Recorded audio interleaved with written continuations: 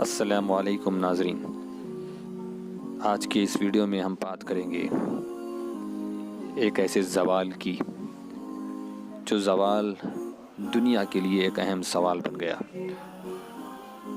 ایک ایسے جہاز کے متعلق جسے سمندروں کا راجا کہتے تھے۔ جی ہاں، ہم بات کر رہے ہیں ٹائٹینک جہاز کے بارے میں، جس کی اونچائی، جس کی طاقت کو دیکھ کر سمندر کو بھی رشک آئے۔ ایسے جہاز کا ڈوب جانا اپنے آپ میں ایک بہت بڑا سوال ہے۔ اس جہاز کے ڈوبنے کی وجہ کیا تھی؟ آخر ایسا کیا ہوا تھا 15 اپریل 1912 کی رات جس نے پورے ہسٹری، پوری تاریخ کو بدل کر رکھ دیا؟ ایک ایسا جہاز جو سمندر پر حکومت کیا کرتا، سمندر میں غرق کیسے ہو گیا؟ ایک ایسا جہاز جو بلندی کی نشانی تھا، ایک ایسا جہاز جو عظمت کی نشانی تھا، وہ جہاز دیکھتے دیکھتے پانی میں ڈوب گیا۔ اس کے ڈوبنے کی وجہ بتائی جاتی ہے ایک برفانی تودے سے ٹکرانا، لیکن ہم آپ کو ایک ایسی وجہ بتانے والے ہیں جسے سن کر آپ تعجب میں پڑ جائیں گے، اور اس ویڈیو کے آخر میں آپ کو ایک سبق بھی ملے گا ٹائٹینک جہاز کے ذریعے۔ تو دیکھتے رہیے ہمارا چینل، اور ہم اب شروع کرتے ہیں اپنا اہم موضوع، جس کا عنوان ہے ٹائٹینک کا عبرتناک انجام۔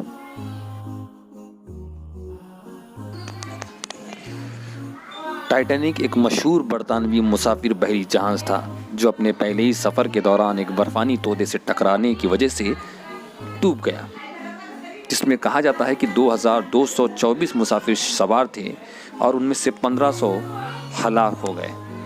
صرف بچ گئے تو ان کی تعداد، جو بچنے والے مسافر تھے ان کی تعداد 722 بتائی جاتی ہے، جن میں زیادہ تر ٹائٹینک کی کمپنی وائٹ سٹار کے لوگ تھے، جن میں ٹائٹینک جہاز کا مالک بھی موجود تھا، جس نے کئی لوگوں کی زندگی کو داؤ لگا کر انہیں موت کے منہ میں چھوڑ کر وہاں سے بھاگ گیا تھا۔ 10 اپریل 1912 کو یہ جہاز اپنے سفر کی شروعات کرتا ہے لندن سے امریکہ کی طرف، اور اپنے سفر کے چوتھے یا پانچویں دن کے درمیان ہی یہ 1502 مسافروں کی زندگی کا چراغ گل کر دیتا ہے۔ اس سمندر کے کپتان کو اس بات کی بھنک بھی نہیں پڑی کہ جو برف کا تودا سامنے ہے وہ معمولی سا برف کا ٹکڑا اتنے بڑے جہاز کو ڈبانے کے لیے کافی ہے۔ اب ہم دیکھیں گے کہ اصل کیا وجہ کیا تھی۔ جب ٹائٹینک بنانے والوں سے پوچھا گیا کہ ٹائٹینک کے متعلق کچھ بتائیں، تو اس نے جواب میں بتایا کہ ٹائٹینک جہاز بہت طاقتور ہے۔ ٹائٹینک اتنا طاقتور ہے، اس نے انگریزی میں ایک جملہ کہا۔ اس نے کہا even God could not sink the ship۔ اس کا مطلب ہوا کہ اللہ تعالیٰ بھی اسے ڈبانا چاہے تو بھی ڈبو نہیں سکتا۔ بس یہی جملہ ٹائٹینک کی بربادی کی وجہ بنا۔ ہم یہ مانتے ہیں کہ اللہ کو چیلنج کرنا سب سے بری بات ہے، اور اس ٹائٹینک کے جہاز بنانے والے انسان نے یہی کیا۔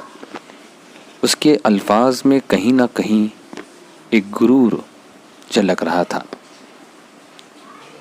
جس نے خدا کو چیلنج کیا کہ اس طاقتور جہاز کو ڈبو سکتا ہے تو ڈبو، اور یہ طاقتور جہاز اپنے پہلے سفر میں ہی سمندر میں غرق ہو گیا۔ اب آپ مجھے بتائیں کہ ٹائٹینک ڈوبنے کی اصل وجہ کیا تھی؟ اس ٹائٹینک کے جہاز کی مثال غرور کی جیسی ہے۔ اگر ہم گھمنڈ کریں گے تو اس کی سزا ہمیں دنیا میں بھی ملتی ہے اور آخرت میں بھی۔ ٹائٹینک جیسا بڑا جہاز اپنے پہلے سفر میں کیسے سمندر کے اندر ڈوب گیا۔ برف کا وہ تودا ٹائٹینک کے جہاز کے سامنے کچھ بھی نہیں تھا، اور یہ برف کا تودا اس جہاز سے ٹکرایا اور اس چھوٹے سے برف کے تودے سے ٹکرا کر ایک بڑا سا جہاز دیکھتے دیکھتے سمندر میں غرق ہو گیا۔ تو اسی لیے کہا جاتا ہے کہ غرور مت کرو، کیونکہ غرور کرنے والے کو دنیا میں سزا ملتی ہے، اور ٹائٹینک کے اس عبرتناک انجام کے پیچھے غرور تھا۔ تو یہ تھا آج کا پیغام۔ ٹائٹینک کے عبرتناک انجام کے ذریعے میں نے آپ کو ایک بات بتائی۔ بھلے یہ ٹائٹینک ڈوبنے کی وجہ دنیا نہ مانے، لیکن کہیں نہ کہیں ہمیں یہ معلوم چلتا ہے، اس بات کا پتہ چلتا ہے کہ ٹائٹینک کے جہاز کے ڈوبنے کا اہم ریزن، اس کی اہم وجہ یہی بھی ہو۔ بھلے وہ ایک برف کے چٹان سے ٹکرایا، لیکن اس کے بنانے والے نے خدا کو بھی چیلنج کیا، اور اس طریقے سے ایک بڑا جہاز ڈوب گیا۔ جزاک اللہ۔